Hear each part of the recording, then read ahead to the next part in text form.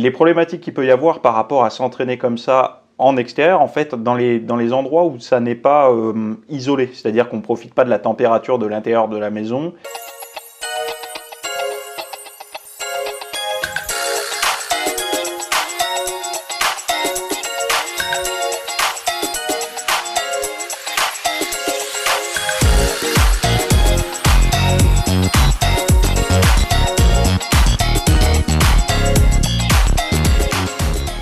Salut à tous, nouvelle vidéo aujourd'hui. Aujourd'hui, on va voir deux choses. La première, d'où vient Ragnarok, et la deuxième, comment s'entraîner dans le froid.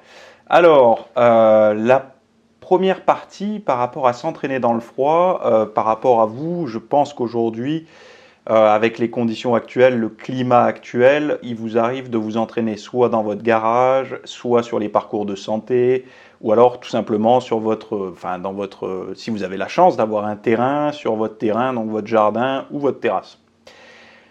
Les problématiques qu'il peut y avoir par rapport à s'entraîner comme ça en extérieur, en fait, dans les endroits où ça n'est pas isolé, c'est-à-dire qu'on ne profite pas de la température de l'intérieur de la maison, c'est qu'il peut y avoir une forme on peut se faire couper les genoux directement avec la température. C'est-à-dire que quand on décide d'aller s'entraîner, on s'habille, on se met en tenue, on sort, et là, on prend un gros coup avec le vent, avec les températures et tout ça. Alors, il y en a qui vont dire, oui, mais quand on a de la motivation en mode Rocky, etc., on arrive à s'entraîner par tous les temps. Oui, pour les passionnés, mais il y a beaucoup de personnes qui aimeraient aussi réussir à s'entraîner, et le simple fait de se rappeler que la veille ils se sont caillés les miches à s'entraîner dehors, ça peut un peu les décourager. Donc moi, je vais vous donner quelques petites astuces pour vous entraîner correctement dans le froid. La première astuce, c'est de fonctionner avec les superpositions. Donc les superpositions de quoi? C'est de couches de vêtements. Donc il existe deux types de vêtements que je recommande. Le premier, ça va être des genres de collants. Alors ça existe pour les hommes et pour les femmes. Je sais que sur Uniqlo, ils en vendent. Donc ce sont des collants donc pour mettre sous les pantalons. Donc vous pouvez à la fois les mettre par exemple sous un jean quand vous êtes tout le temps dehors et que vous avez froid avec un jean.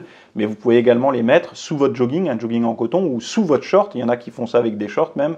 Et ça va avoir pour effet, avec la friction des deux tissus, de vous créer un petit peu une meilleure température. Vous allez mieux résister au froid.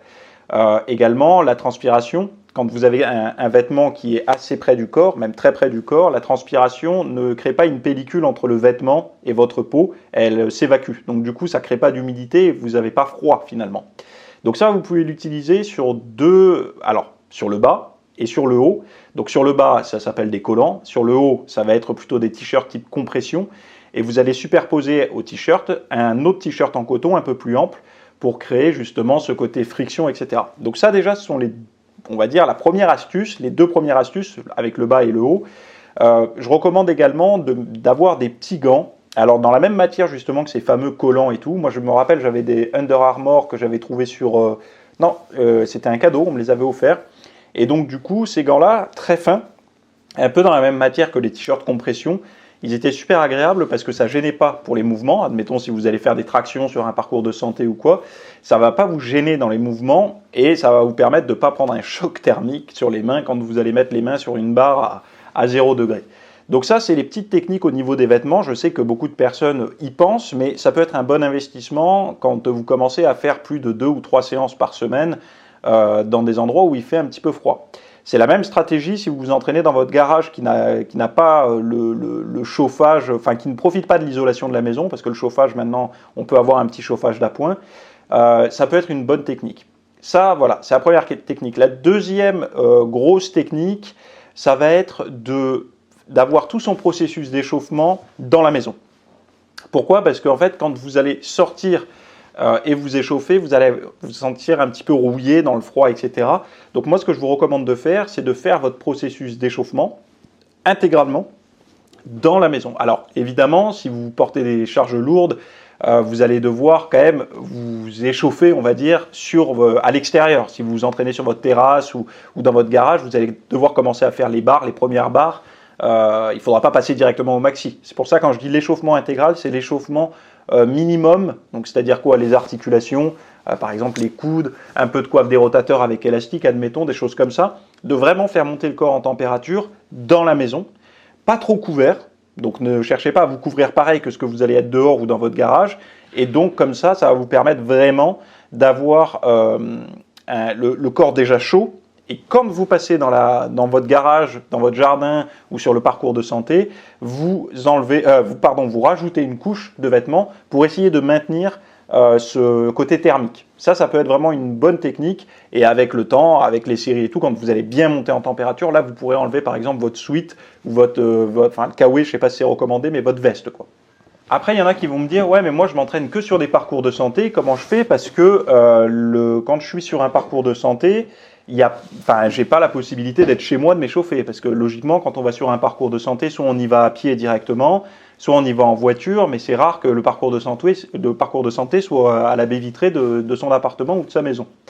Donc, pour les personnes qui s'entraînent comme ça à distance, c'est-à-dire qui prennent la bagnole, qui prennent le vélo et tout, alors s'ils prennent le vélo, l'avantage c'est que le vélo va avoir, ça va faire une forme d'échauffement un peu cardiovasculaire.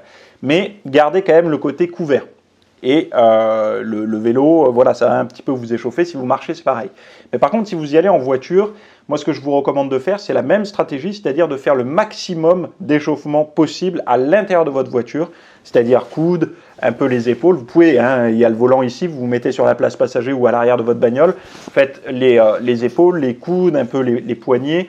Vous faites des genoux, poitrine, même assis, pour essayer d'échauffer un petit peu, de faire monter votre corps en température. Et toujours la même stratégie, quand vous ouvrez la porte de la bagnole pour aller à la barre de traction, là, vous vous couvrez. Vous mettez une veste en plus, le bonnet, les gants et tout, pour essayer de maintenir cette température et de rester un petit peu actif au maximum sur le trajet jusqu'à la fameuse barre de traction ou le dips ou je ne sais pas ce que vous allez faire. Donc, voilà les conseils un petit peu pratiques que vous pouvez avoir. Maintenant, le dernier conseil, c'est un conseil technique, un peu de geek, que j'avais donné à quelqu'un lors d'une consultation. C'est le simple fait de préparer la pièce. Alors là, c'est uniquement pour les personnes qui vont s'entraîner soit dans leur garage, soit ceux qui ont la chance d'avoir un petit chapiteau un peu à la The Rock dans leur jardin, en toile de tente, là, avec tout leur équipement de muscu. Moi, ce que je recommande de faire, alors il faut évidemment avoir une prise 220, donc une prise classique de courant pour brancher un chargeur de téléphone, un truc comme ça. Il existe aujourd'hui ce qu'on appelle des prises connectées. Moi, j'en ai acheté une il n'y a pas longtemps, justement pour ma lumière que vous voyez. Hop, là, ça c'est une grosse lumière, là, ça, là. Et donc, du coup, entre 8h et 9h du matin, moi, cette lumière s'allume. C'est une lumière de luminothérapie, donc qui reproduit un peu le spectre du soleil, donc qui permet justement de synchroniser le moment où on se réveille et le moment où on va se coucher. Plus on voit, je ne vais pas vous faire une formation là-dessus parce que peut-être que vous avez déjà vu. Enfin bon, bref, voilà. Moi, la prise, elle me sert à ça. On peut la détourner, c'est-à-dire l'utiliser pour un petit chauffage d'appoint. C'est-à-dire que vous, dans votre garage ou dans votre chapiteau, vous la branchez au mur ou à la prise, à la rallonge que vous avez. Vous mettez dessus un chauffage, un petit chauffant électrique, vous savez, les soufflants là, ou d'atelier ou de salle de bain, des choses comme ça. Et vous le programmez avec votre téléphone, puisque c'est connecté, pour que vous puissiez le déclencher à distance. Et le fait de pouvoir le déclencher à distance, ça va vous permettre de vous dire, il est, admettons, 16h45, je vais m'entraîner à 17h. Vous le lancez à 16h45, comme ça, quand vous arrivez dans la pièce, c'est un petit peu tempéré. Parce que très souvent, faites-moi confiance, quand on décide de se mettre au sport, la petite poussière peut nous empêcher de nous y mettre. Parce qu'en fait, la moindre petite contrainte peut nous permettre de nous démoraliser un petit peu. Alors, pas tout le monde. Moi, je sais que je n'ai pas forcément de problème avec ça, mais il y a des gens, le simple fait d'y penser, ça peut les mettre un peu dans une situation, voilà. Et je dis pas moi, mais c'est faux, parce que même moi, parfois, quand on a passé une sale nuit, qu'on est un petit peu rouillé ou qu'on a trop travaillé dans la journée, qu'on a un peu le cerveau dans le brouillard, c'est beaucoup plus compliqué, et ça j'en parlais dans ma formation sur la volonté, de se lancer. Et donc du coup, il faut essayer de faire au mieux. Et en plus, quand on arrive trop froid sur une séance, on sent les muscles qui sont durs, qui sont raides, et c'est pas forcément très agréable. Donc voilà les conseils. Alors moi, la prise que je l'avais trouvée sur Amazon, à moins de 20 €. Ça vous donnera des indications. Vous tapez prise connectée. Alors essayez d'avoir la fonction Home Kit ou maison, vous savez, le truc d'Apple, ou alors Alexa, Echo et tous ces trucs-là, de manière à ce que vous puissiez lui ordonner avec la voix, allume le chauffage par exemple dans le garage, ou vous pouvez brancher plein de trucs, parce que c'est le chauffage en hiver, mais par exemple en été, ça pourrait être le soufflant ou la clim. Climatise la salle de muscu, tac, ça te lance dans le garage ton soufflant d'air froid ou d'air chaud. Donc voilà, je m'arrête ici pour... Ah non, il y a autre chose. Oui, j'avais envie de vous parler de Ragnarok. Vous savez d'où ça vient, le mot Ragnarok? Ça vient pas de Thor, le film. Hein. C'est plus lointain que ça. C'est pour ça qu'ils ont appelé le film comme ça, d'ailleurs. En fait, pourquoi je vous dis ça? Parce que je me suis fortement intéressé ces derniers temps à la diète nordique, au style de vie nordique, et d'essayer de comprendre un peu comment ces personnes-là, dans des climats qui sont très compliqués, où le jour... le soleil se couche parfois à 15 heures, voire des fois il n'y a même pas du tout de soleil dans la journée. Comment ces gens-là peuvent être les personnes qui sont notées les plus heureuses sur la planète, et en plus de ça, ceux qui font un régime typiquement nordique, ils ont des bons résultats au niveau de la santé. J'ai beaucoup travaillé là-dessus au niveau des recherches scientifiques, j'ai lu divers ouvrages sur le sujet, j'ai regardé diverses recettes et tout ça pour me faire vraiment une idée concrète, et j'ai envie de vous partager tout ça. Donc le lien est en description, là, vous pouvez le voir. Mais avant de démarrer, Ragnarok, d'où ça vient? En fait, là, je vous cite, c'est un lien Wikipédia, là, pour le coup, juste pour ça. Hein. Dans la mythologie nordique, le Ragnarok renvoie à la fin du monde prophétique, comprenant une série d'événements, dont un hiver de 3 ans sans soleil, suivi d'une grande bataille. Donc en fait, ça annonce un peu le chaos, et c'est pour ça que j'ai appelé la formation Ragnarok. Pourquoi? Parce que justement, on va essayer au maximum d'avoir des outils concrets. Alors c'est pas on va essayer, il y en a plein. Et moi ce qui est marrant, c'est que vous allez voir que des outils comme ça, j'en avais déjà des tas dans mon quotidien. Vous allez pouvoir les mettre en place directement dans la journée. Alors des outils de style de vie, alimentation et entraînement, enfin activité physique. Et on va voir tout ça. C'est le lien qui se trouve dans la description. Franchement, ça vaut le détour. Et vous allez agrandir un petit peu votre éventail de connaissances à la fois sur la diète, mais également sur des styles de vie pour se sentir bien à la maison, pour bien récupérer aussi à la maison, parce que c'est important. On peut être à la maison et pas du tout récupérer, c'est-à-dire qu'on a un mode de vie à la maison qui fait qu'on ne récupère pas. Et là, c'est le but, en 3 parties, donc nutrition, sport et style de vie. Donc ça démarre tout de suite, le lien est en description.